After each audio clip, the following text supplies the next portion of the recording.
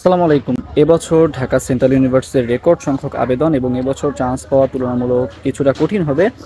গত ২৪ ঘন্টায় মানে কালকে বিকাল ৫টা পর্যন্ত প্রায় ১০,০০০-এর মতো অ্যাপ্লিকেন্টস হয়ে গেছে অলরেডি।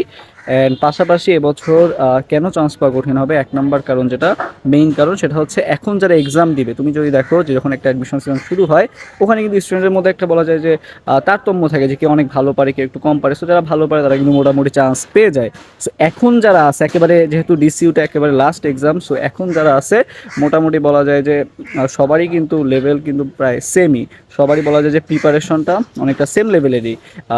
এখন যে যত ভালো মতো প্রিপারেশন নিতে পারবে বা এই কয়েকটা দিন যে যত ভালো মতো ইউটিলাইজ করতে পারবে সেই কিন্তু চান্স পেয়ে যাবে। সো যেহেতু সবার বলা যায় যে লেভেলটা সেম, এই জন্য সবাই বলা যায় ডেডিকেটেড। দেখা যায় যে ফার্স্টে যখন অ্যাডমিশন টেস্ট হয় সবাই কিন্তু ডেডিকেটেড থাকে না, বাট এখন যেহেতু সবারই লাস্ট এক্সাম সবাই কিন্তু বলা যায় যে সিরিয়াস।